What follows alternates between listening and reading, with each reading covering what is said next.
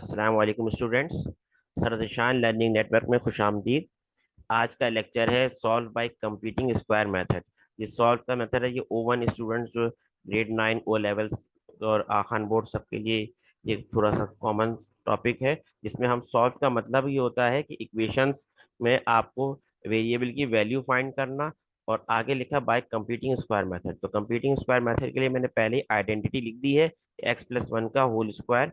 इस फॉर्म में हमारे पास क्वेश्चन होना चाहिए, इस फॉर्म में हमें क्वेश्चन को सॉल्व करना है। इनके वेरिएबल की वैल्यू इस फॉर्म में हमें फाइंड आउट करनी है। तो सबसे पहले आप देख रहे हैं कि स्टेप में कि आपके पास जो एक्स स्क्वायर वाला टर्म जो उसका कोफिशिएंट 1 है, और यहाँ पर जो लीनियर टर्म है उसका कोफिशिएंट आप प्लस 2 है, और अगले लास्ट टर्म जो है वो इस वैल्यू का क्या है, हाफ नजर आ रही, इसका हाफ है। तो ऑटोमेटिकली हमें इस वैल्यू को जहन में रखना है कि हमें इसी तरीके से वैल्यू क्रिएट करना है कि हमें जो लीनियर टर्म है जिसमें एक्स का की पावर 1 है, उसकी हाफ वैल्यू जो है वो लास्ट टर्म में यहाँ स्क्वायर फॉर्म में होनी चाहिए।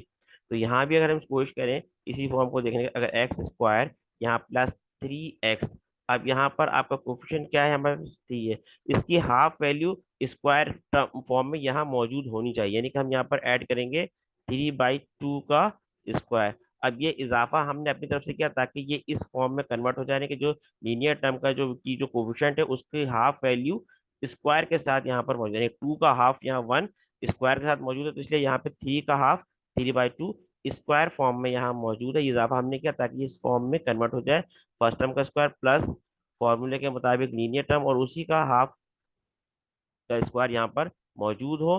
तो वो अब ये इजाफा हमने किया, इसको बैलेंस करने के लिए मैथमेटिक्स फॉर्म में हम इसी को साथ में ये माइनस के साथ लिखेंगे, और बाकी वैल्यू +2 की वो अपनी एज इट इज वैसे ही रहेगी।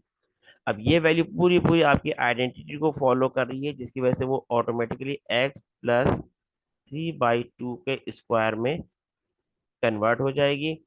अदर देन बाकी वैल्यू जो है उसको हम देखेंगे क्या हुआ, वो 3 का स्क्वायर 9/4 +2, इसको हम इज इक्वल टू की दूसरी तरफ जंप कर देंगे, जिसकी वजह से अब क्या होता है सिलसिला, ये बन जाएगा आपके पास x+3/2 का स्क्वायर, और ये वैल्यू हो गई आपके पास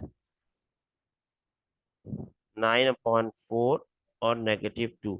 अब ये वैल्यू मल्टीप्लाई करेंगे, 4 2 टाइम्स 8 -8 और +9, यानी कि वैल्यू बन गई आपके पास 1/4, और ये वैल्यू आपके पास बन गई x+3 का पॉइंट 2 का स्क्वायर। अब नेक्स्ट है ना, मीन वाला कुछ समझने बात को हम किस तरफ लेके जाएंगे कि हमारे पास इसको सॉल्यूशन के लिए एक ही रास्ता है, हम taking square root both side.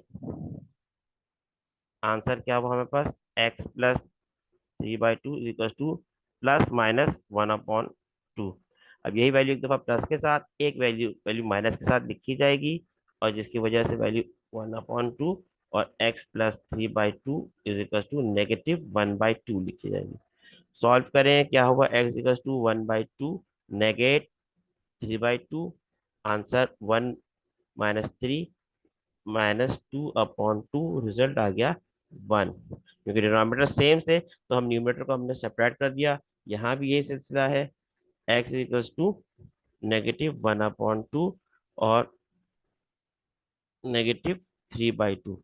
यहाँ भी डिनोमिनेटर सेम है, values minus minus add -4/2, answer हो गया हमारे पास यहाँ पर -2। तो ये दो आंसर हमारे पास कंप्यूटिंग स्क्वायर मेथड के जरिए आ गए, जिसमें हमने ये फोकस किया था कि इसी आइडेंटिटी के रूल को फॉलो किया जाए। इस वीडियो को बार बार देखने की जरूरत है और समझने की जरूरत है। मुझे उम्मीद है O लेवल O1 स्टूडेंट्स जरूर इस चीज़ को समझ जाएंगे अच्छी तरीके से, और मेरे तमाम स्टूडेंट इंशाल्लाह जरूर कमेंट्स करेंगे।